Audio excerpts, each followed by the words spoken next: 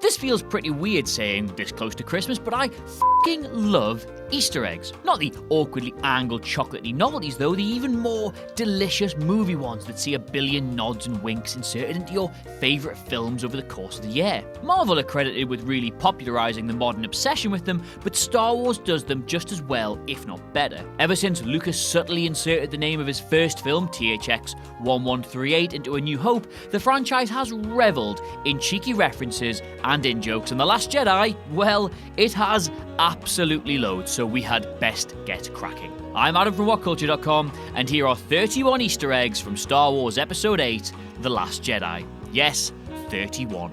We start off with one of the most iconic lines in Star Wars history, and on first viewing you might think I have a bad feeling about this has been left out of Episode 8, but apparently it is in there, although you wouldn't have noticed. Yep, in the midst of our opening scene, Poe tells BB-8 he only wants to hear positive beeps. The droid replies, and General Leia cuts in by telling him, I'm with the droid on this one. Turns out those beeps, according to Rian Johnson, are, I have a bad feeling about this. Very clever. Speaking of droids, C-3PO crops up and it looks like he's replaced that weird red arm he had in The Force Awakens. The story, as revealed in a one-shot comic last year, goes that he got it from another droid who had sacrificed himself to save him, but now it's gone.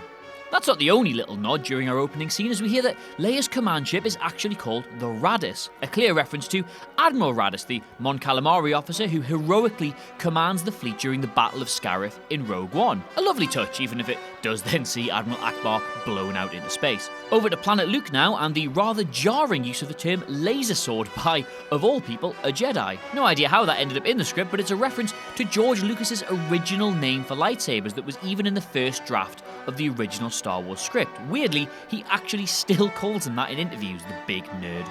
Speaking of nerds, turns out that Star Wars Battlefront 2 is definitely canon now, sadly, as we hear Luke mention that he's forced to live in a hut because he sold all of his possessions to pay for loot crates. I'm, of course, just kidding. We actually just see a compass he managed to salvage during the game's story mode. Add the two events up, and the implication is that the compass actually leads him to Acto in the first place. Another little trinket we've seen before, this time in the Millennium Falcon, as Luke takes the gold dice that were hanging up in the cockpit in all the previous movies. They weren't a big deal in the films, but in subsequent expanded universe stories, which now count for nothing admittedly, they were a very big deal. The Resistance fleet emerges from hyperspace, only to discover they've been tracked, even though you absolutely can't track things through hyperspace. Who could have seen that coming? Well, Jyn Erso actually spotted that on Scarif in Rogue One. Very, very clever. Like that one. A closer look at Luke's robot hand reveals that there's a pretty big scorch mark on it. That's actually an injury he receives during Return of the Jedi when he gets hit by blaster fire during the fight with Jabba at the start of the movie. Absolutely mad that he never got that fixed though. Now, you definitely all spotted Luke's X-Wing sitting at the bottom of the sea. You don't need me to point that one out to you, but you might have missed the fact that the door to his hut is actually crudely made from one of its wings. Needs must, I suppose. Oh, what's that sound? Why, it's actually the prequel trilogy klaxon we're sounding, because Luke makes the biggest reference to episodes 1 to 3 that we've seen in the new trilogy. Namely, by calling Emperor Palpatine by his work name, Darth Sidious. Few references to the prequels are a welcome addition in my opinion, but when he said it you could literally hear everyone in my screen's arsehole tightening shut. That's not the worst thing Luke does in my opinion though, is his weird need to eyeball Rey when he drinks the milk on his little resource run is very, very creepy. But it's since emerged that the weird creature he extracts the juice from is none other than Bo Movine, an otherwise unspectacular, albeit telepathic member of the Rebel Alliance from the old extended universe. Loath as I am to go to Canto Bight, there's a good one here, and it concerns Benicio del Toro's mysterious character DJ. Now, he's never actually named in the film, and DJ's merely what he's credited with, but what does DJ mean, given he's never pictured going mad on the old ones and twos? After explaining to Finn and Rose that the ship he stole belonged to a weapons dealer who sold arms to both the First Order and the Resistance, DJ tells the pair the only smart thing to do in war is don't join. Don't join. DJ. Get it? Now that might seem coincidental in of itself, but it's backed up by the fact that the hat DJ wears is adorned with a metal plate, which is engraved with strange characters that spell out, you guessed it, don't join. Yep, that's his actual name. While we're on about new faces, there's no way you can cast Laura Dern and not have some Jurassic Park fun in the process. Thus, right before those weird moose rabbit things crash through the casino wall, a patron's drink produces a ripple across its surface, just like when a T-Rex appears. Bravo. Though The Last Jedi does a pretty good job of not merely rehashing The Empire Strikes Back's greatest hits, it does feature a sequence pretty similar to Luke's sojourn into the dark side cave, where he famously cuts down a vision of Darth Vader only to see his own face staring back at him within the helmet. The Last Jedi has, instead, Rey jump into a pit on Act 2, which brings her to a secluded, cave-like area where she encounters hundreds of versions of herself, each replicating her movement and speech with a slight delay. Rey eventually reaches the front of the line and finds a mirror which she believes will reveal the identity of her parents, but ultimately it just reflects her own face back at her. Alright, so cameo time now, and woo boy, lads, there are a lot of them. A lot. So we'll go through them as quickly as possible. First off, Princes William and Harry, as well as Tom Hardy, and literally the worst man on earth, Gary Barlow, are all there in Stormtroopers, although you'd never notice, obviously. Joseph Gordon-Levitt, him from Third Rock from the Sun and literally nowhere else, plays Slow and Low, who grasses Finn and Rose up on Canto Bight. The name, just like Ello Nasty and Ilko Muniga before him, is a nod to an old Beastie Boys song. Mark Hamill's children Nathan, Chelsea and Griffin Hamill all appear as Resistance fighters under Poe's command in the hangar. Gareth Edwards crops up as a Resistance trench soldier on Crate, which is Rian Johnson returning the favour for being allowed to cameo in Rogue One, which Edwards himself directed. Edgar and Oscar Wright crop up on Crate as Resistance fighters just behind Poe Dameron in the hangar. Warwick Davis makes his air quotes long-awaited return to the franchise, playing the lizard Woody Bin in Canto Bight. Justin Theroux, aka Mr. Jennifer Aniston, is the original codebreaker Finn and Rose miss out on in the casino, and the strange lady with him is model Lily Cole, playing the figure known only as Lovely. She's actually got a really cool backstory you should look up if you get the chance. There are about 1 million Game of Thrones faces in here beyond merely Gwendoline Christie, with very brief appearances from Nymeria Sand, the Three-Eyed Raven, Joygen Reed, Syro Forel, and Aunt Lysa, as well as a few notable Dothraki.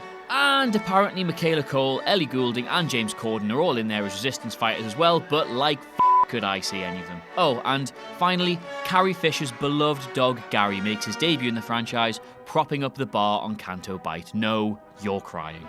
Back to the actual cast now, and BB-8 pays tribute to a classic droid in his Imperial disguise. Getting a bin tipped over his head, hello, relatable, he invokes the look of the Death Star's MSE 6 series repair droids and even mimics their noises as he's scuttling around. Very, very smart. Oh, and while we're here, believe it or not, the visual gag of the iron pressing the uniforms to look like a ship landing is apparently a direct homage to the first ever Star Wars parody, 1977's Hardware Wars, where our intrepid heroes Fluke Starbucker, Augie Ben Doggy, Princess Android, and Ham Salad zip around the galaxy in an actual iron.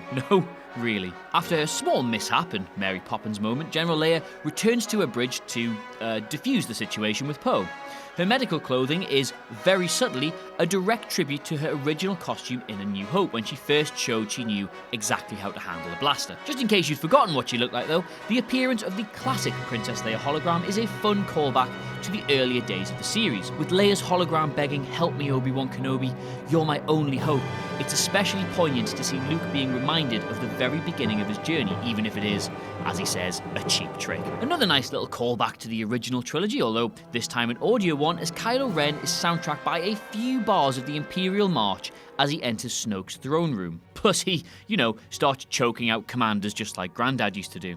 Yoda's here! And it's actually proper real-life puppetry Yoda, not the weird one who did all the Vodafone adverts. Good. Now, I'm not really sure if this counts as an Easter egg, but the soldier licking the ground on Crate and exclaiming that it was salt was definitely an attempt to deflect from the planet's visual similarities to Hoth. Either that, or a preemptive reference to the salty nature of a lot of the film's criticism. So those new AT-ATs, or AT-M6s as they're now known, looked pretty sick, but the different design was more than just cosmetic. Take a look at the much, much thicker legs they're sporting and consider how much harder those things would be to, bring down with tow cables like in The Empire Strikes Back. Facing off against them were the Resistance's dilapidated old ground speeders who kicked up a big old trail of red dirt behind them as they sped towards the First Order. A neat visual trick, yes, but also a massive nod to another George Lucas film, Red Tails. You see what they did there.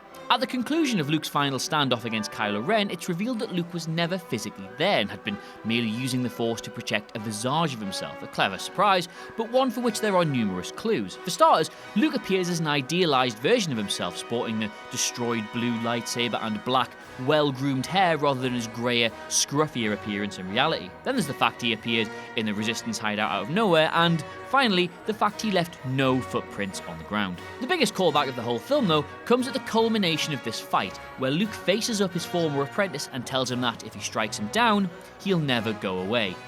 Not an exact repeat of Obi-Wan's famous last words to his former apprentice Darth Vader, but enough for you to see the parallels between their respective relationships. With Luke taking the Obi-Wan role and Kylo that of Vader, Rey then goes full Skywalker herself by freeing the escaping rebels by using that old Force gimmick of lifting up a load of heavy things.